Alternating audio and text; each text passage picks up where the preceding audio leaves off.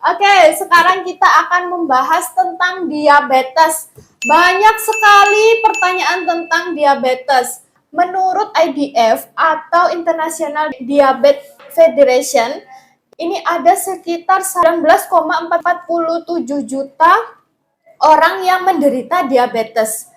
Dan diperkirakan jika tidak diperbaiki pola hidup dan pola makannya, dia akan bertambah menjadi 28,6 juta. Kalau kita bicara diabetes, terutama diabetes tipe 2 ya, yang banyak kejadian di lapangan saat ini. Mungkin Bapak Ibu sekarang yang sekarang lagi menderita. Jadi diabetes itu yang paling ditakutkan adalah komplikasinya. Ada komplikasi awal ya seperti kayak neuropati. Ya, neuropati itu kayak kesemutan, kebas, kebal seperti itu. Kadang-kadang kalau nggak neuropati sudah terjadi mulai mata buram.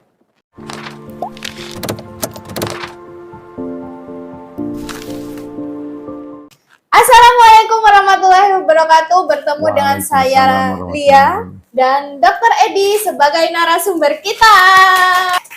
Oke, sekarang kita akan membahas tentang diabetes. Banyak sekali pertanyaan tentang diabetes. Nah, apa sih diabetes itu? Itu nanti akan dijelaskan sama Dr. Edi ya dari pertanyaan-pertanyaan kalian semua. Saya membaca di salah satu media, ini ada menurut IDF atau International Diabetes Federation, ini ada sekitar 19,47 juta orang yang menderita diabetes. Dan diperkirakan jika tidak diperbaiki pola hidup dan pola makannya, dia akan bertambah menjadi 28,6 juta. Itu di tahun 2045, teman-teman. Oke, sekarang kita akan bertanya sama Dr. Edi. Oke, pertanyaannya ya, Dok. Ya. Sebentar. Ini pertanyaannya. Dok, mata kanan suami saya sudah pecah, perdarahan akibat diabetes. Dan yang kiri juga mulai kabur. Tapi gula darah sekarang sudah terkontrol. Apakah ada obat, Dok, untuk menyembuhkan walaupun tidak 100%?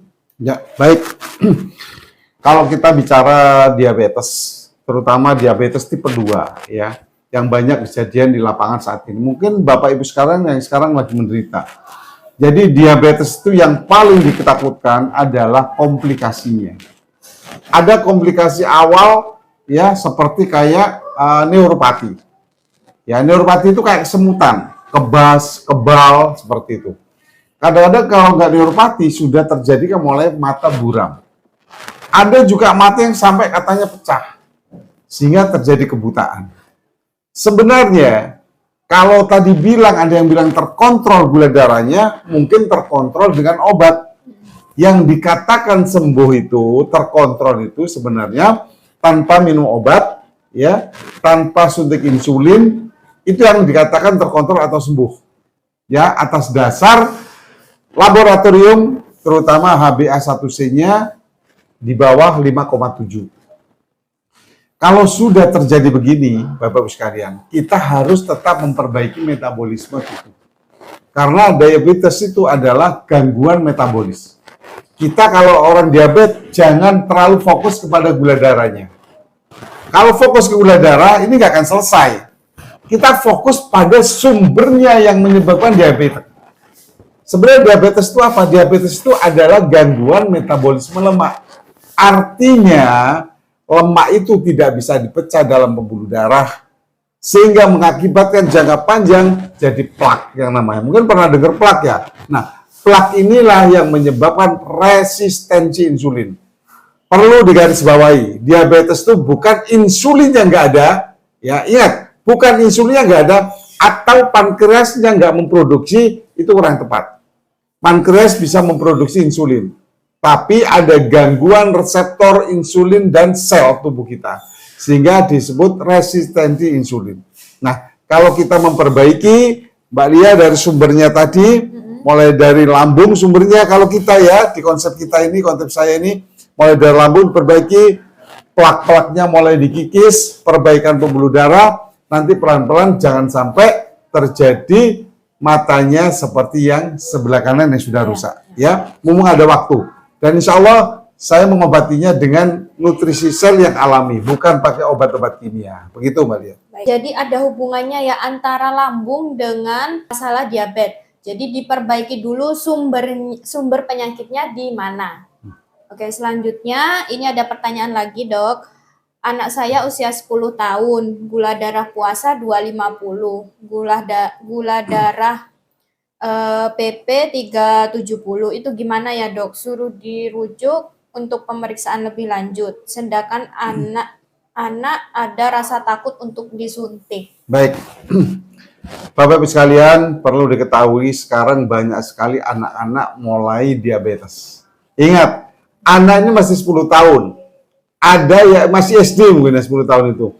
Ada yang baru SD kelas 4, saya menemukan gula darahnya 500. Ngeri sekali. Kenapa anak-anak bisa terjadi seperti ini? Karena mohon maaf, kalau bisa orang tuanya kasih edukasi, pendidikan bahwa pola-pola makan seperti kayak apa yang ada pengawetnya, perasa, pewarna, ya ingat perasa. Hampir seluruh makanan anak-anak sekarang, camilannya yang beli di luar di mat-mat itu pasti perasa, flavornya tinggi sekali. Ini yang menyebabkan dia jadi diabetes. Jadi tolong edukasi untuk orang tuanya pada anak ya, dijelaskan. Hati-hati kalau makan makanan camilan yang mengandung perasa, pewarna, pengawet, terutama yang sudah bisa baca. Terus bagaimana? Saya kan sudah bilang, saya tadi insya Allah kan saya perbaiki mulai dari sumbernya itu di lambung. Saya nggak pakai suntik, saya nggak pakai obat-obat kimia, insya Allah saya bantu atas izin Allah, insya Allah bisa perbaikan dan bisa sembuh. Begitu. Untuk selanjutnya, ini kita ada pertanyaan, Dok. Ada pertanyaan. Masa bisa sih, Dok, sembuh diabetes? Gimana caranya? Baik. Ini hal yang menggelitik buat saya, Bapak-Ibu sekalian. Karena apa? Kita selama ini di stigma. Stigma yang ada di pikiran kita. Sejak dulu nih, bahwa diabetes itu tidak bisa sembuh. Diabetes hanya bisa dikontrol. Paling diabetes itu hanya remisi. Artinya remisi dia bisa normal. Dengan jaga pola makan, seperti itu ya. Tapi nanti naik lagi. Selama penyakitnya gangguan metabolisme lemaknya yang tidak diselesaikan, termasuk resistensi insulinnya tidak diselesaikan, termasuk sumbernya yang menyebabkan seperti ini tidak diselesaikan yaitu lambung, maka dia tidak akan pernah sembuh. Jadi saya siap membantu Bapak Ibu sekalian atau yang punya putra-putri yang sudah gula darahnya tinggi. Nanti akan saya bimbing, saya terapi, dan saya berikan pola makan yang sehat buat anak Bapak Ibu sekalian atau Bapak Ibu sekalian sekarang menderita. Mulai sekarang kuncinya atur pola makan, olahraga teratur, dan makanlah makanan manusia. Baik, terima kasih atas semua jawaban-jawaban dari pertanyaan kalian semua ya, Dr. Edi. Ya.